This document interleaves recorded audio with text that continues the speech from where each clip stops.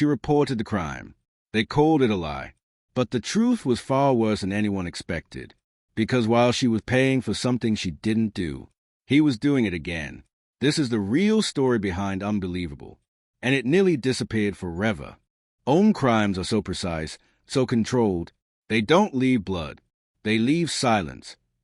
This is based on the real case of Marie, 2008, Washington State. Verified through ProPublica, the Marshall Project, and Netflix's Unbelievable. In 2008, a girl named Marie filed a rape report in a small Washington suburb. The case was closed in 3 days, not because it was solved, but because no one believed her. Marie was 18, just out of foster care, living alone for the first time, a concrete-walled, one-bedroom apartment in Linwood, Washington. Cheap linoleum floors, a mattress on the ground, a social worker checking in once a week. It was supposed to be the beginning of stability. Instead, it became the beginning of a nightmare. She wakes up to cold air. Something's wrong.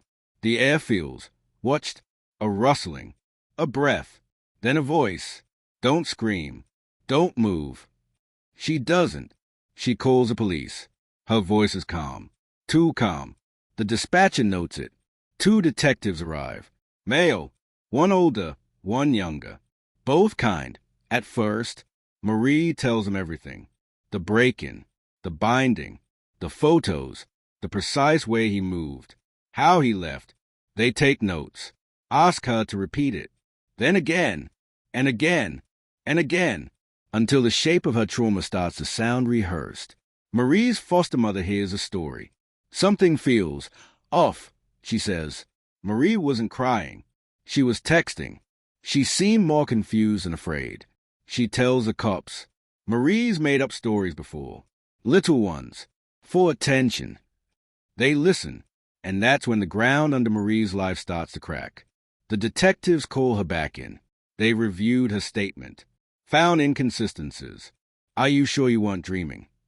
Maybe something happened and you misunderstood it.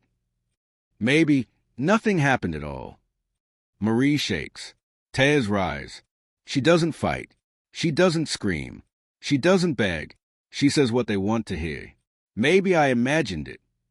She's charged with false reporting of a crime. She is forced to attend therapy for making things up, apologize in writing to the police, pay $500 in court fines. Her name is now in a national law enforcement database as a liar, and the real rapist? Still out there. 3 years after Marie was silenced, a woman 2 states away woke up in terror. She lived alone, worked nights at a medical center, had pepper spray on her keys, deadbolt on her door. It didn't matter, because when she woke, he was already inside, gloved, calm, carrying zip ties, a camera, and a bag of surgical precision. He tied her up, took photos, spoke softly, like he'd done it before. Then he vanished, just like before. Detective Karen Duval had been on the job 8 years. Tough, steady. Nothing surprised her anymore. Until this. There was something too clean about the crime. Not just how it was done, but how the system was ready to misfile it as just another break-in. But Duval had instincts, and she didn't ignore them. She stayed with the victim, listened, noted the small details. The bindings were tied behind the back. The attacker said her name. He wore booties, the kind used at crime scenes, to avoid leaving prints. This wasn't random, she told her partner. This was designed. 2 weeks later, 40 miles away, another report, another woman, same story. The duct tape, the threats, the photos. Same man. Detective Grace Rasmussen from a neighboring department logged the case, saw the similarities, made a call. Karen, I think we've got the same guy. They met that afternoon, shared notes, cross-referenced every detail, and what they found chilled them both. He was meticulous. Every victim lived alone. Every break-in showed no forced entry. Every scene was wiped clean, no prints, no DNA. But always, the camera, the position of the restraints, the missing memento. He wasn't impulsive. He was organized. Worse, he was escalating.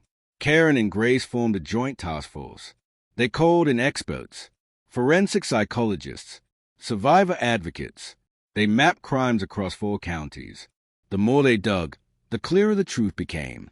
This man has been doing this for years. He didn't just start. He's perfecting it.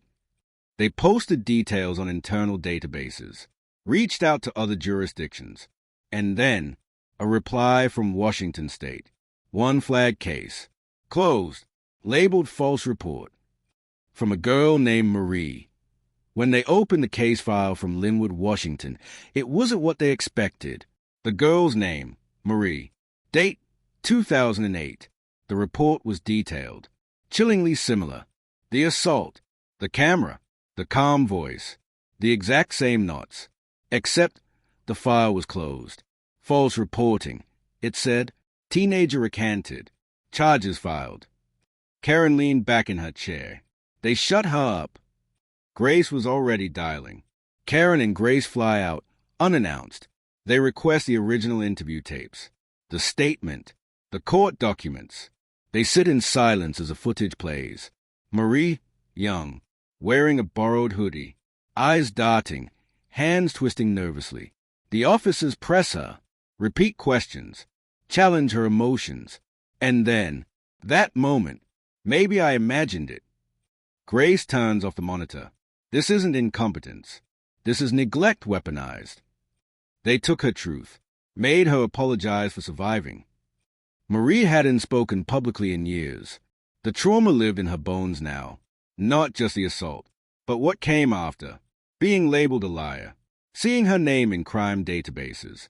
Being told over and over, this didn't happen. This couldn't have happened. You're wrong. You're crazy. So when a detective from Colorado called her and said the words, Marie, I believe you, and I'm sorry. She cried, not for justice, for recognition. Back in Colorado, the detectives were closing in. A victim recalled a suspicious white Mazda near her apartment the night before the attack. Grace pulled nearby traffic cam data. There it was, clear as day. Partial plate, out-of-state tag. Karen traced the registration. Name, Marc Oleary. Former military. Lived alone. No priors. But when they dug into his records, they found a red flag. A complaint filed by an ex-girlfriend, alleging violent behavior. Dismissed for insufficient evidence. They put surveillance on him immediately. SWAT surrounded the house. No sirens. No warnings. Just a knock. Marc opened the door groggily, shirtless, calm. He didn't resist, didn't ask why, didn't speak. But inside, they found everything. Zip ties, cameras, dozens of women's underwear in labeled plastic bags, a notebook cataloging dates, addresses, targets, a thumb drive with photos, and one of those photos, Marie. They asked Marc Oleary one question. How many? He didn't flinch, didn't ask what they meant. He just looked up and said, I lost count after the 6. Karen didn't blink. She laid the photos out, one by one, faces of victims, women who'd buried their trauma in silence, women the world had forgotten. And when she placed a photo of Marie down, Marc smiled. She was my first test. The police made her disappear from me. After that, I knew how easy it was. A new voice, kind, confident. Marie, this is Detective Duval. I wanted to tell you personally. We got him. Marie doesn't respond right away. Not because she doesn't believe it, but because the words feel like air returning to her lungs. He had your photo, Marie, and the others.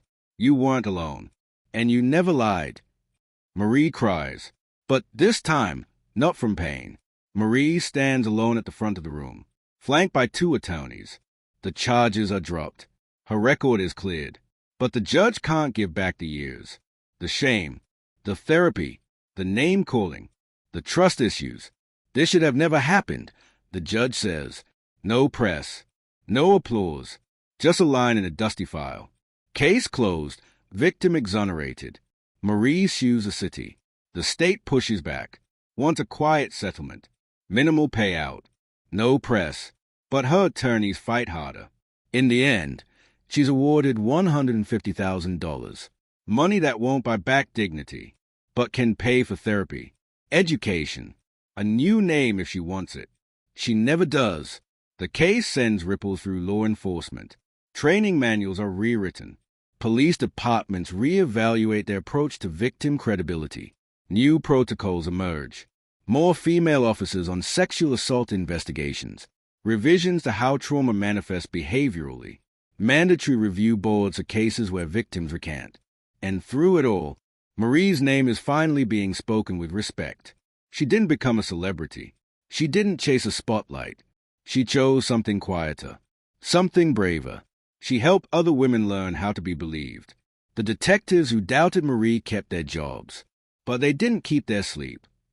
The department launched an internal review. Publicly, they said mistakes were made.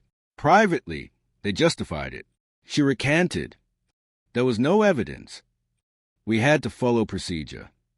But those who read the full report knew better. They didn't follow the truth. They let it off a cliff. Marie never called the officers, never demanded an apology, never asked why they didn't believe her, because she didn't need their guilt. She had something more powerful. Proof. Marc Oleary doesn't speak at his sentencing. He doesn't apologize. He sits with the same posture he had in every photo, chin up, eyes alert, almost curious. The prosecution lists 28 known victims. Marie's name is read aloud, not as a false accuser, but as the first known survivor. The judge sentences him to 327.5 years in federal prison. He blinks once, then nothing, no reaction, because men like him don't feel endings. They only understand control. And now, he had none. Justice isn't the end. It's the weight you carry afterward. Marie still struggles. With relationships, with trust, with the knowledge that truth alone is never enough, not when power is louder. She sees headlines about other women not believed. Her hands still tremble, not from fear, from memory. In 2016, Marie agreed to help train police departments. No cameras, no journalists, just her and a room of officers. She tells them her story, from the beginning, the assault, the pressure, the apology, and the trial. When she finishes, the room is still. One officer raises his hand. How do we stop this from happening again? Marie answers without blinking. Start by listening. And when you don't believe her, ask why you don't. Then check who taught you that. Marie studies psychology, helps women fleeing domestic violence, adopt a dog named Scout, sleeps with the bedroom light on. She smiles more now, but always gently, like the full smile is something she's still learning back. After Marc Oleary's arrest, the stories began to flood in. One woman in Texas, another in Nevada, a college student in Kansas. None had reported.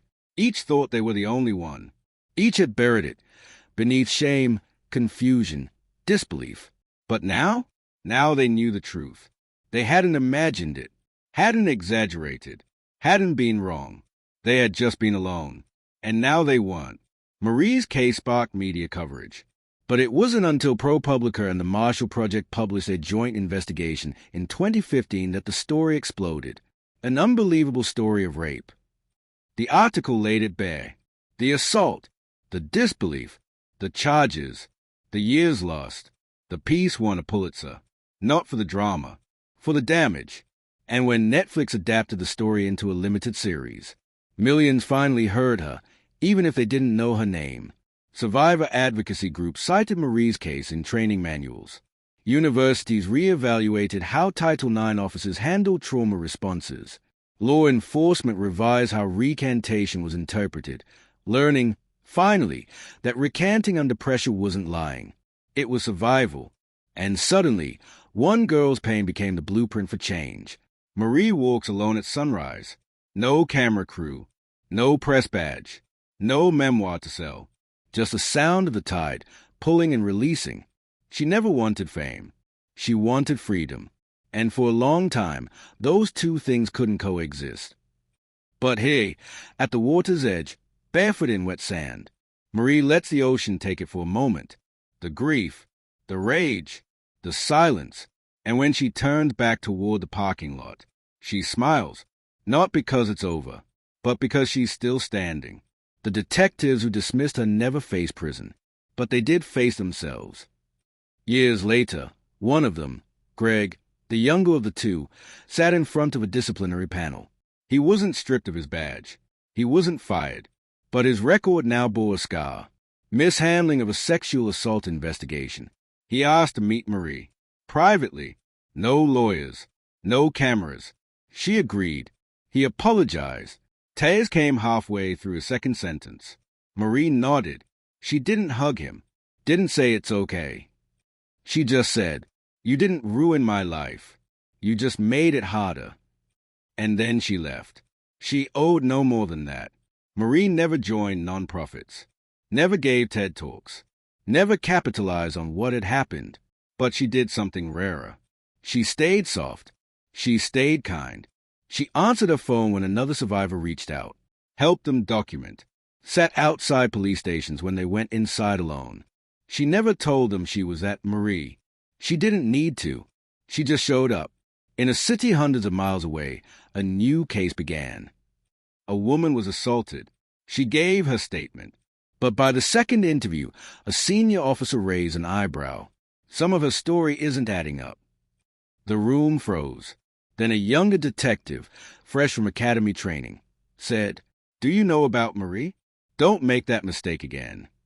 The room went quiet. The senior officer backed off. The case moved forward. The survivor was believed.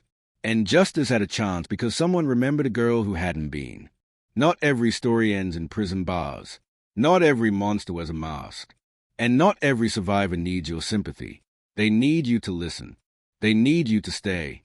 And when the world says, "Prove it," they need someone behind them to say, "She already did." They silenced her once, but she never stopped speaking. She just changed the way she told the story, based on a true story, dedicated to every survivor still waiting to be heard.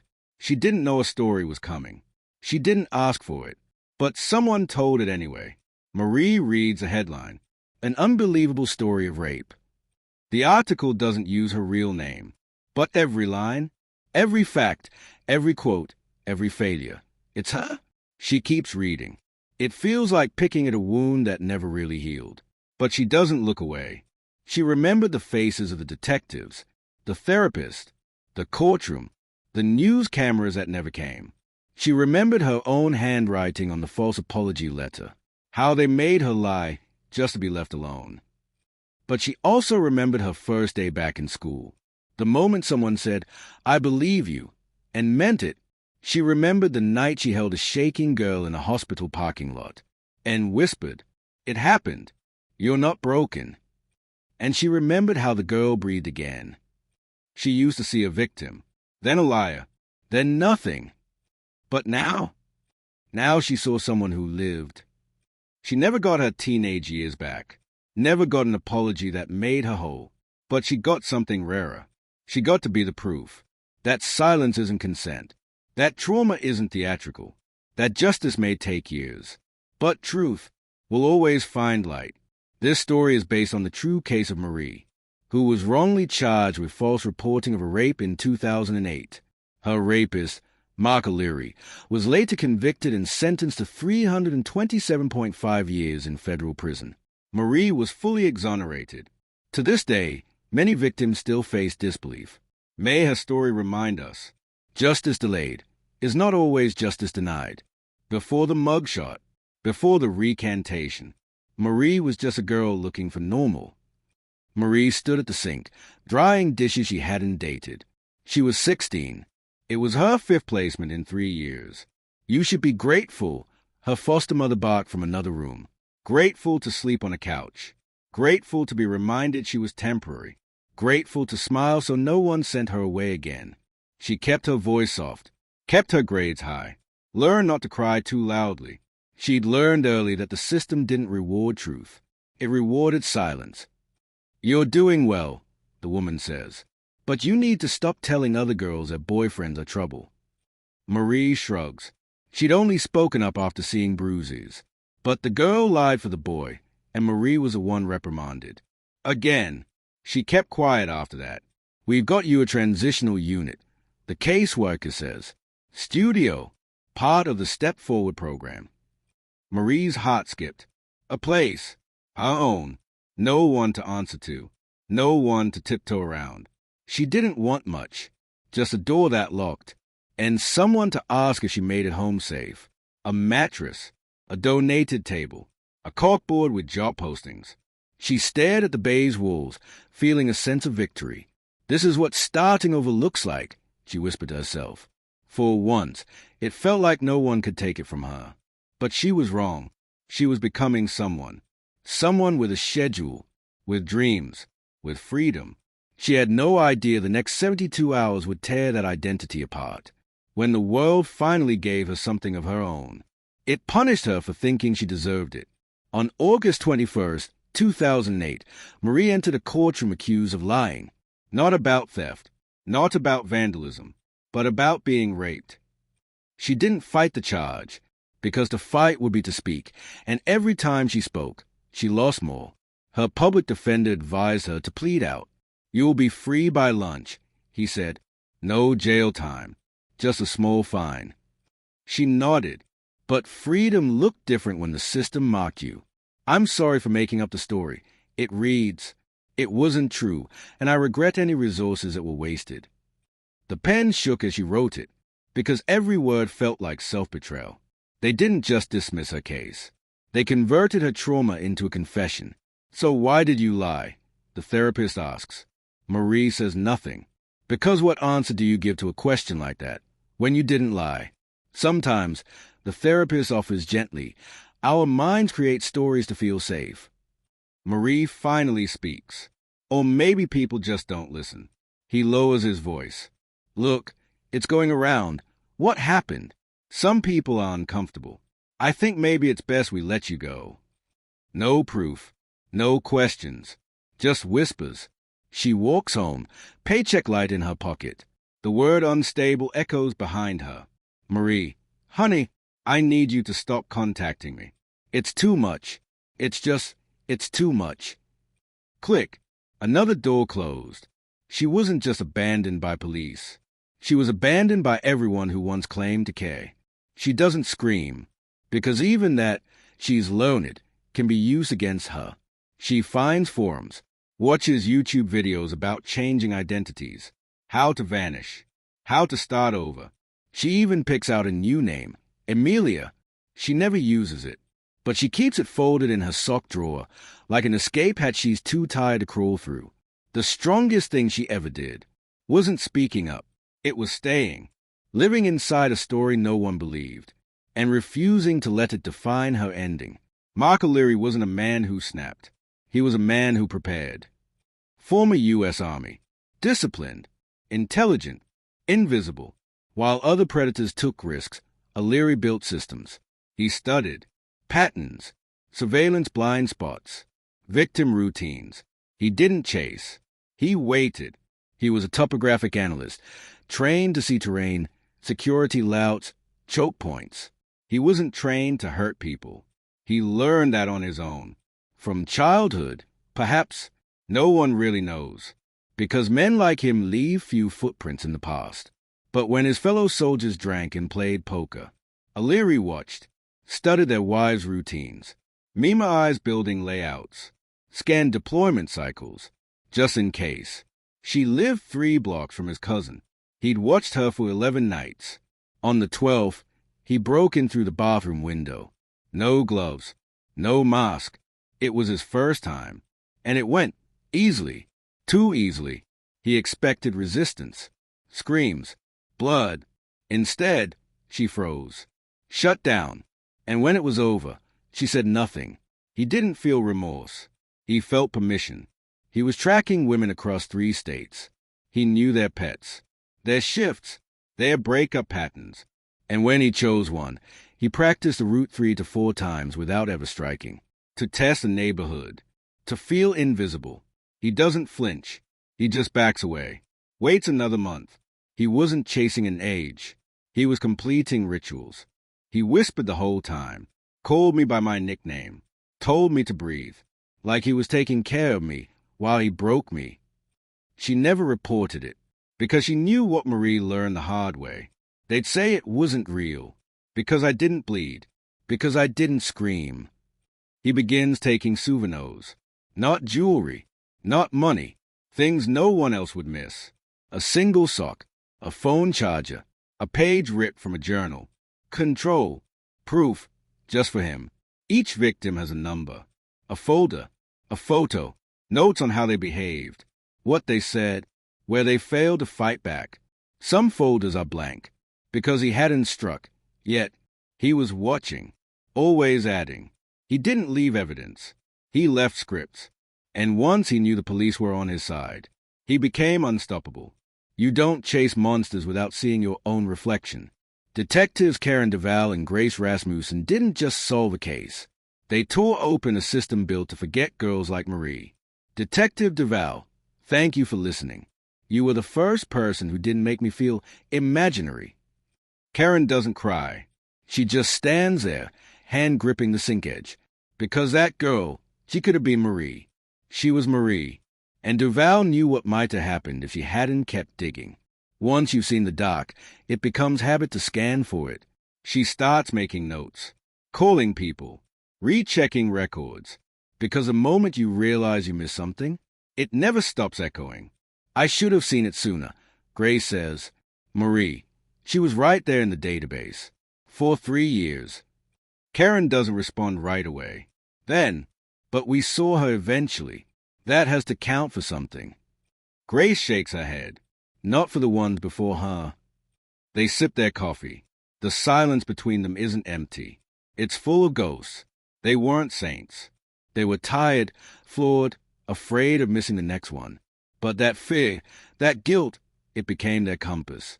Some officers squirm. Others frown. This, she says, pausing the footage, is how you fail a victim. She doesn't raise her voice. She doesn't need to. The silence speaks louder. Rasmussen, that case you cracked with Duval, the Oleary one, that's a reason I applied. Grace smiles. Then don't waste it. Believe first. Question later. Doubt destroys people. Heroes don't always wear badges. But when they do, the good ones carry every scar they couldn't prevent. They took her voice. She built a world where others could speak. Marie didn't get justice in a courtroom. She got it through survival. Through not vanishing. Through not folding. Through not becoming who they tried to make her. A young woman shares her story. A room of strangers listens. No one doubts her. Marie closes her eyes. Smiles. She answers emails from survivors. Connects them with trauma counselors. Reads policy drafts. Edits anonymous testimonials. No one knows she's at Marie. She prefers it that way. She doesn't need credit. She needs change. And sometimes the loudest revolution is helping one person believe they aren't crazy. Been through something, the girl says quietly. But I don't think anyone will believe me. Marie meets her eyes. I believe you. The girl cries. Marie doesn't flinch. She just hands her a card. You're not alone. You never were. There's peace now. Not every night. Not every dream. But more than before. She lives with a memory. Not under it. She was accused, erased, and nearly forgotten. But she rose. Not as a martyr. Not as a headline. But as proof that the system doesn't define you. That silence doesn't mean surrender. And that sometimes believing someone is the bravest thing you can do. This story is based on true events, dedicated to every survivor who wasn't believed, and to those still waiting. Fade to black.